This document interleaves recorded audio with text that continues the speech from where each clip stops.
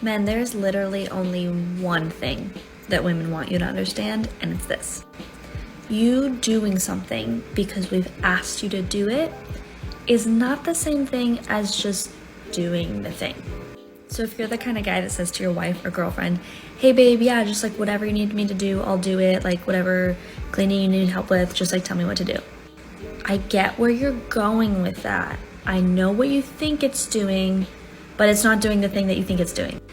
Okay, God, let me have it! And welcome to another episode of Husbands Cannot Win, the show where husbands, through the best of intentions, still end up frustrating their wives whenever they make an attempt to try to make the lives of their spouses easier by trying to help them complete household chores. On today's very special episode, the husband walks up to the wife and straight up asks her if she needs any help with the chores she's doing, which apparently is a mortal sin amongst wives for reasons that only make sense in the barren wasteland that is the modern 21st century woman's mind. Because even when a husband is trying to help his wife by easing her stress a little bit, it's perfectly meaningless unless he's doing it the right way. And what is the right way? Well, nobody really knows. Scholars have dedicated countless centuries in almost every civilization to try to figure out how to accomplish such an impossible feat, but the only thing they can all agree upon is that you need to have some form of medium quality chocolate at the ready for when you ultimately screw up. And that only really works 30% of the time. So the answer is still anybody's guess. Because that means your partner is still in charge of the mental load of figuring out what needs to be done in the house. And by default, a lot of times women are just in charge of these things. Even if you don't consider yourself a man who would say like, yeah, like women should do all the cooking and cleaning, like that's their job. If you are not proactively doing those things without being told, you are by default leaving your wife or girlfriend in charge of those things. And this is not for like things that are assigned tasks. So sometimes, people will split housework in a household and say like, these are your tasks, these are my tasks. And if I need help, I'm gonna ask.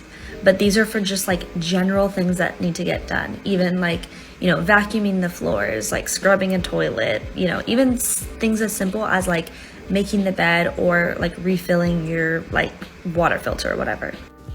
I quit. I quit.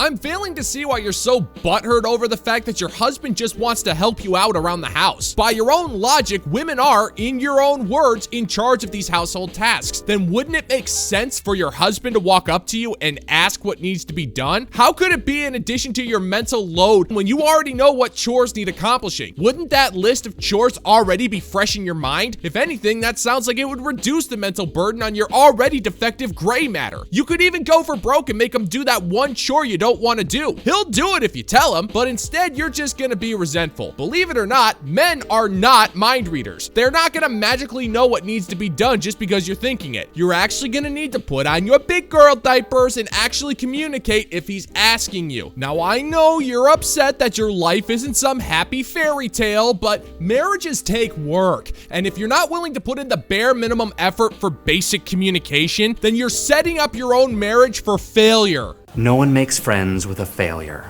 Okay? You understand? Because women constantly have this like running list going on in our heads of things that we need to do, and it amplifies once you have kids. So if you have kids, it's like 100 times worse. So here's what I need you to do. Go and do something that your wife or girlfriend would normally do. It doesn't have to be a big thing. It can be, putting the dishes away out of the dishwasher or whatever. Buying a present for your friend's birthday that's coming up, whatever. Just do that thing without being asked, and I guarantee she's going to notice and she will be amazed and then come back and thank me. All right, bye. I'll just move to North Korea. I'll just move to North Korea. Okay? Okay. I'll just move to North Korea. Okay, I get it now. You're not frustrated with the idea that your husband is trying to help you. You're just needlessly pouty over the notion that he's not helping you in the way you prefer. You just expect your husband to magically know what needs to be done around the house, but if he does that, then you'll just get frustrated that he didn't do the right thing. And even if he does do the right thing, you'll just be mad that he didn't do it the right way. And even if this man defies the odds and does the right thing the right way in the right time frame, you're still not gonna recognize it. You'll just just get angry at him for wanting a thank you for doing something that you assume is the bare minimum. You needlessly rig the game so that no matter what your husband does, no matter how hard he tries, he will always be in the wrong. And what good can come from that? If you treat a man like that for long enough, he'll just check out because he'll be sick to death of just being wrong all the time. So maybe instead of making him a casualty in your never-ending war to always be right, you can get off your high horse and just tell him what needs to be done in the house, or make him a sandwich so he'll leave you alone. Either way, just shut your mouth and get back to your wifely duties. Amen. It's easier being a single mom than a married single mom, despite the financial insecurity, sometimes housing insecurity, having to restart, removing the second adult from the home and just carrying 100% of the weight somehow turns out to be less stressful and causes less resentment than when you are sharing the house with someone who refuses to contribute.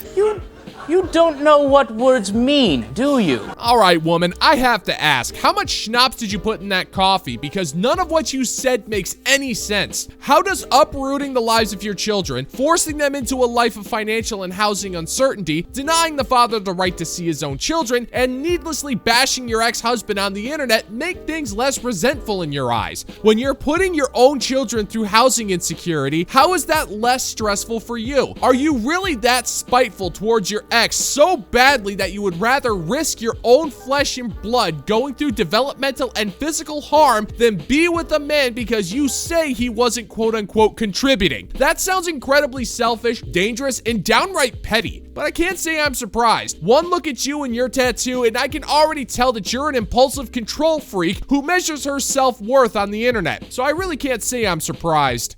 I know we're gonna have triggered men jumping in the comments talking about how they work a full-time job, they're the breadwinner, they provide the health insurance, so how dare we say they don't contribute? But the contribution to a home is so much more than a paycheck. In most homes, both parents were working anyway. So both parents are managing their 40-hour work week, and then typically the mom is carrying 100% of the labor distribution within the home. I don't know why we call it distribution of labor when it's not distributed at all.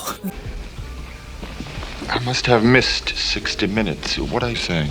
Well, the reason why you call it a distribution of labor is because it gives you an excuse to sound like a victim. That's how you justify your irresponsible behavior, namely your divorce. And I always find it comical how these divorced single mothers will always accuse their ex-husbands of never contributing to the household, but then never cite a specific example as to what he was and wasn't doing. It sounds to me like this guy wasn't a deadbeat. It sounds like he was working and providing a home for you and yours. Yes, being the breadwinner does count as contribution, especially since he probably worked harder than you, made more money than you, and was doing this hard work so he could make sure that you and the children had a life that they deserve. And I find it hard to believe that he was just sitting around and doing nothing in between shifts. He was probably doing plenty, but you refused to see that because you were too busy being resentful over the work that you had to do. The mental labor of being the CEO of your home, the boss of your entire family, is absolutely draining, and it's stressful. Somehow, when the other person's removed from the equation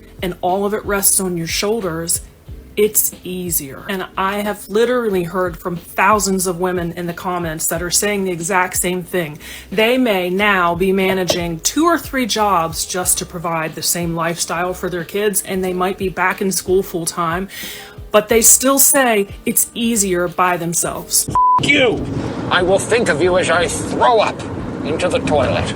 Oh, woman, I am going to strongly advise that you refrain from referring to yourself as the CEO of your own home. You really don't deserve that kind of recognition. Look where it got you. The CEO is a leadership position that is designed to set up a company for success for the shareholders, but you did the exact opposite. Your home is broken. Your kids have been forever hamstrung developmentally, and you have set them up for failure. Your husband is now forced to start all over again, and now has to get permission from the court system boardroom just to visit his own children. If this were an actual company, you would have been kicked out of that boardroom faster than a mukbang content creator at an all-you-can-eat Chinese brunch. You not only failed, you failed miserably. And this failure cost you dearly. You're trying to act like you're the victim because of the quote-unquote mental strain you allegedly suffered, but the true victims here are your children. But much like a failed CEO, you will never be forced to take accountability for any of your actions. I guess in that regard, the CEO title does befit you. Go figure. I'm gonna tell y'all what, one thing that I will always live by is what one man won't do, another man will. And let me tell you why. There are too many men on this earth for me to sit around and deal with one motherfucker that don't want to act right. I have told men too many times in my life what I want to make me happy. I literally told them a million times before I left them.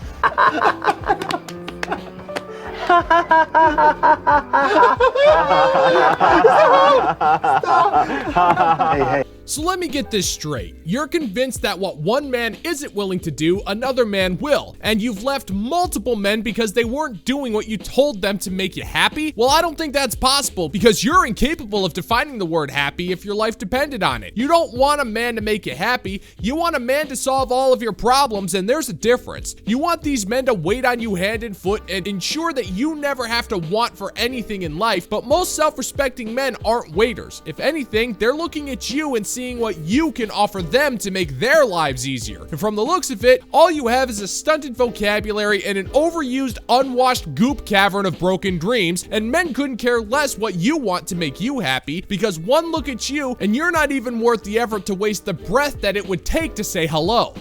Don't do this. I need you to do more of that. Literally gave them the f***ing blueprint. And somehow, they all managed to f*** it up still. Men get so mad that we call them stupid, but in reality, if they would just take a f***ing step back and listen and open their f***ing ears for once in their life, they would understand that the shit we call them stupid for, they deserve to be called f***ing stupid for. You know you're really just full of shit. There's the John. Okay? That's just it. You weren't giving them a blueprint. You were bossing them around and telling them everything they were doing wrong. You were calling them names and acting like a spoiled brat. You weren't respecting any of these men, and you even had the balls to call them stupid for not listening to you when all you were doing was emasculating these men at every turn. Men are fairly resilient, but I don't think many of them could have lasted a week with your entitled attitude. You're just a mean person, and self-respecting men will not tolerate your disrespectful behavior. And on a more subtle note, those very same self-respecting men find your vulgar language to be extremely inappropriate and unattractive. So no man will ever want to tolerate being around you, and neither will the cats you ultimately adopt. They're all gonna run away because they would rather fend for themselves on the outside than have to share a living space with you and your ugly stench. All I'm saying is I'm too pretty. I'm too good of a person, and my personality is too f***ing unmatched to beg a motherfucker to open the door for me and buy me flowers. Are you sure? No, woman, just no. If this was about opening doors and flowers, then you would be fine. Most dudes are willing to do that for a lady anyways. You're just a mean-spirited wretch, and no man would ever want you. You are average looking at your absolute possible best. Your foul mouth and vindictive language show that you're just an awful person to be around, and you have zero personality. But for some reason, you're gonna sit there and demand men offer you burnt sacrifices in the name of your godlike presence. Well, I got news for you, sweetheart. The only burnt sacrifices I will ever make is to the glorious glory of the perfect credit score of the intergalactic space god Mlorbator, all hail, and I will be damned to an eternity in the hipster wine bar of space hell before I ever make any kind of offering to you, and that includes a puddle of piss if your head was ever on fire, because my urine is way too valuable to waste on the likes of you.